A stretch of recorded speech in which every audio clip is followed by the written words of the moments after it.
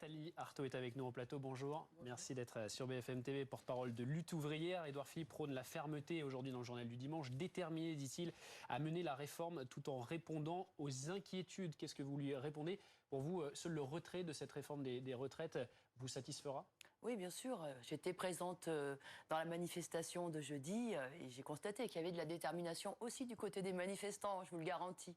Et moi, j'espère que cette grève, elle va bien sûr continuer et s'amplifier à la SNCF, à la RATP, chez les enseignants, dont je suis, hein, et puis qu'elle va se généraliser aussi, y compris au secteur privé, parce que ce qui était notable, et je crois ce qui a fait le succès de cette journée du 5, on l'a vu, je crois, dans les villes moyennes et petites, c'était aussi la présence de cortèges de salariés du privé, de petites entreprises, de grandes entreprises qui ont fait masse dans des villes moyennes, parce que justement, d'abord, je crois que c'est clair pour tout le monde, ce nouveau calcul de la retraite va faire reculer, va faire baisser les pensions de tous, d'absolument tous. Le fait qu'elles soient comptabilisées sur toute la vie au lieu des 25 meilleures années. Donc je crois qu'il y a cette conscience que nous sommes tous perdants dans cette réforme, tous les salariés du public et du privé. Et puis il y a aussi cette conscience qu'au bout du compte, on est tous dans la même galère et qu'on commence à en avoir marre de bosser toujours plus pour être payé moins. Moi, parce que, y compris, on rogne des primes, parce que les salaires sont bloqués, d'avoir donc des conditions de travail qui se dégradent. Et ça, c'est un lot commun. C'est un lot commun pour tous les salariés. Donc moi, j'espère qu'on va parvenir effectivement à aller vers un mouvement plus large qui va imposer ce recul au gouvernement. Une mobilisation forte, on a déjà vu une démonstration de force la semaine dernière, mais une mobilisation longue, est-ce que ça ne risque pas de faire basculer l'opinion, justement, qui se sent peut-être... prise en otage, on dit ça à chaque grève, mais ce n'est pas vraiment le mot, par les blocages dans les transports, par les blocages des profs, quotidiennement, qui sont empêchés dans leur quotidien de travailler, par exemple? Moi, je crois que c'est une question de rapport de force. Encore une fois, on voit quand même la fébrilité du côté du gouvernement. Le gouvernement, il est sous pression. Il est sous pression, il a en tête ce qui s'est passé avec les Gilets jaunes, quasiment pendant 1 an. Il sent bien que la colère est là. Il sent bien que la cocotte minute, là, elle est prête à exploser, parce que, je le redis, c'est pas seulement sur les retraites qu'il y a un mécontentement, une colère profonde. C'est sur ce chômage de masse, sur cette précarité, sur ces petits boulots, ces bas salaires, cette difficulté à vivre au quotidien. Ce qu'on a entendu pendant les Gilets jaunes, vous savez, on ne vit pas en survie. C'est ça qu'on a entendu. Et je peux vous garantir qu'on l'entend aussi de plus en plus maintenant du côté des enseignants, du côté des agents de la RATP ou des cheminots. Parce que, encore une fois, voilà, on a fait reculer tellement les conditions de travail avec les sous-effectifs, la charge de travail, que c'est devenu, encore une fois, le lot commun. Donc, c'est une question de rapport de force. Moi, j'espère que mardi, ce mouvement va s'étendre. Et je suis convaincue que face à un mouvement qui se développe et qui s'élargit, le gouvernement n'aura pas le choix que de remballer son projet, et y compris ça peut se faire très vite. Ça dépend du nombre, effectivement, en manifestation et en grève, mardi et les jours qui suivent. Mais vos solutions, concrètement, pour vous, par rapport au système actuel de retraite, est-ce qu'il est suffisant? Est-ce qu'il est bon? Ou il faut quand même apporter des modifications? Philippe Martinez le conçoit, il y a des évolutions à apporter à ce système de retraite actuel. Qu'est-ce que vous proposez, vous, concrètement? Alors, bon, si vous parlez du problème du financement, moi, je suis toujours frappée par cette question. Comment fait-on pour financer les retraites? Parce que, vous savez, chaque année, on verse à peu près 53 milliards en dividendes aux actionnaires.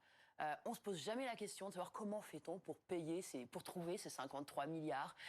Vous prenez les salaires des PDG du CAC 40, c'est 300 fois, 400 fois le SMIC. Jamais personne se demande, mais comment fait-on pour trouver l'argent et pour payer ces retraites chapeaux, pour payer finalement cette minorité, la richissime, qui est en train effectivement d'accaparer toutes les richesses. On ne se pose jamais la question. Eh bien, moi, je propose qu'on se pose la question pour eux. C'est-à-dire qu'on se serve précisément dans cet argent-là. Cet argent, il existe.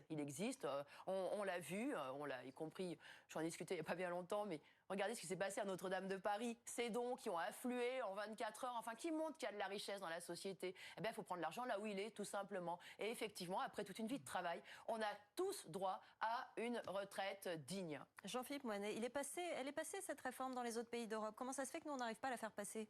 Oui, c'est vrai que d'autres pays d'Europe, les réformes sont passées il y a longtemps déjà, en Allemagne, dans les pays où la concertation sociale se passe mieux qu'en France. Il y a beaucoup de crispations françaises, un esprit révolutionnaire. Il est normal d'ailleurs de voir lutte ouvrière, et c'est totalement logique par rapport à votre engagement depuis longtemps, participer à cette convergence des luttes qu'on a bien vues dans la rue jeudi dernier. Donc on voit bien que cette France contestataire, à la gauche et à la gauche de la gauche, se réunit d'ailleurs dans les rangs des manifestants. Mais la question que j'avais envie de poser à Nathalie Arthaud, c'est un syndicat qui est quand même le premier syndicat français, qui s'appelle la CFDT, qui n'est pas de la droite libérale, vous en conviendrez, souhaite réformer notre système de retraite et est favorable à un système à points.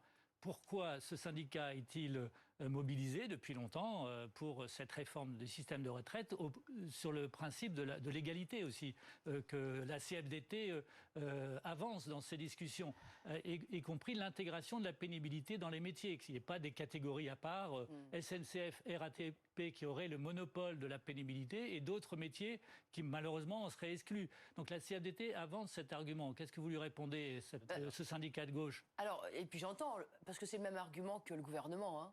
C'est de nous expliquer que c'est l'égalité, qu'il va faire l'égalité avec sa réforme. Non, mais sur le principe de la réforme. Non, mais voilà, il nous explique que ça sera une réforme de justice. Mais moi, ce que je réponds, c'est qu'il n'y a pas de justice dans cette société. Je suis désolée, il faut changer la société. Mais il n'y a pas de justice, pourquoi? Non, mais il faut changer la société. Toute votre vie, vous êtes ouvrier. Vous êtes agent, vous êtes gardien, vous êtes agent de sécurité, vous travaillez dans la surveillance, vous êtes mal payé toute votre vie. Eh bien, vous allez avoir une retraite de misère. Voilà, c'est ça la justice. Sur le sujet de la réforme. Quand on nous explique que 1 euro cotisé, c'est 1 euro pour la retraite, je vois pas où est la justice. Excusez-moi, ceux qui vont être au chômage, ils auront une retraite de misère aussi parce que ça ne sera pas cotisé. Donc il faut changer la société. Il faut changer la société, mais surtout déjà là, défendre les intérêts des travailleurs, pas accepter un nouveau recul sur les retraites. Nathalie Arthaud, vous parliez tout à l'heure du public, du privé, le secteur public qui n'est pas le seul à se mettre en grève.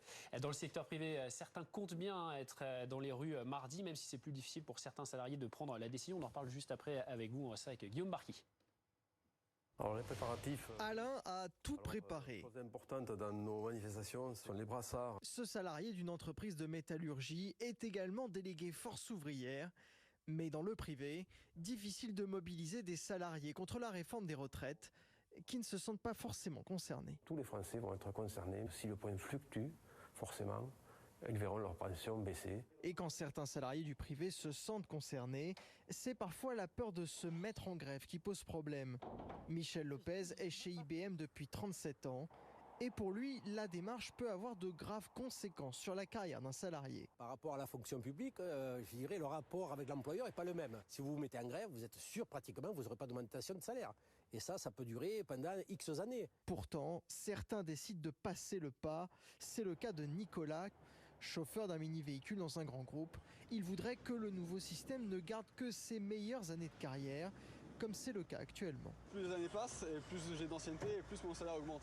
Donc pour moi, ça m'arrangerait plus de prendre mes meilleures années que le nouveau système qui veut le faire. Mais pour cet autre chauffeur, Antoine, la crainte de mettre son employeur en difficulté passe avant tout. Si nous on s'y met à faire la grève, c'est pas possible. C'est une entreprise privée. Moi, je mettrais mon patron dans l'embarras, vraiment. Donc je peux pas. Antoine a décidé qu'il n'irait pas manifester le 10 décembre prochain. Voilà, c'est pas si simple dans le secteur privé d'accéder à cette grève, peut-être des représailles de la part de l'employeur ou de mettre l'employeur en difficulté. C'est ça aussi la réalité pour le coup. Mais vous savez, même dans le public, je suis en grève, j'ai fait des assemblées générales avec mes collègues, tout le monde parle des problèmes de fin de mois, tout le monde va avoir un problème avec un salaire amputé parce qu'il fait grève, tout le monde. C'est pareil pour la RATP, c'est pareil pour la SNCF, c'est difficile. Et ça l'est d'autant plus effectivement quand il y a en plus des pressions patronales et qu'il peut y avoir des mesures de rétorsion, parce que ça existe effectivement. Mais voilà, moi c'est ce qu'on discutait aussi avec les collègues grévistes, c'est qu'on va perdre bien plus si on accepte encore une fois ce recul. Et que voilà, le problème c'est il faut à un moment donné réagir, il faut dire stop. On a reculé sur trop de choses. Vous savez, nous dans l'éducation nationale, ça fait des années que le point d'indice est bloqué, que nos salaires sont bloqués. Mais c'est vrai, encore une fois, pour la quasi-totalité des salariés qui se retrouvent dans le privé avec des congés qui sont supprimés, qui sont enlevés, avec des suppressions de postes en permanence et donc à devoir courir, à faire le travail de 2 et 3. Regardez les conditions de travail dans les hôpitaux. Donc à un moment donné, bah oui, il faut dire stop. Ça ne viendra pas tout seul parce qu'on voit très bien qu'on a un gouvernement qui trouve toujours l'argent pour une catégorie, c'est-à-dire la plus riche et ceux qui sont prospères dans cette société, les capitalistes. Regardez ce qu'il a donné en CICE. Et c'est un cadeau parce qu'il n'y a pas de contrepartie. Alors là, on trouve l'argent. Mais quand il s'agit des salariés, il faut toujours leur reprendre des droits. Donc, à un moment donné, il faut réagir. Alors oui, je crois qu'il y a une situation aujourd'hui. On a instauré déjà un rapport de force qui est favorable. Et ben, il faut y aller. Voilà, on a une opportunité là, véritablement de les faire reculer, comme en 95 avec le plan Juppé.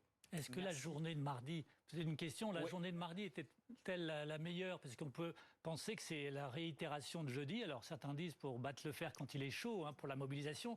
Mais vous auriez pu attendre le plan gouvernemental pour rappeler à la mobilisation le lendemain, par exemple.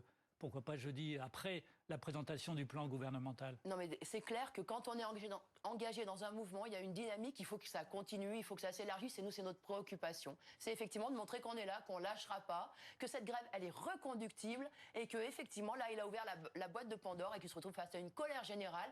Encore une fois, il n'y a que comme ça qu'on se fera respecter, nous, les travailleurs. Merci beaucoup, Nathalie Arthaud, d'avoir été avec nous sur le plateau de BFM TV.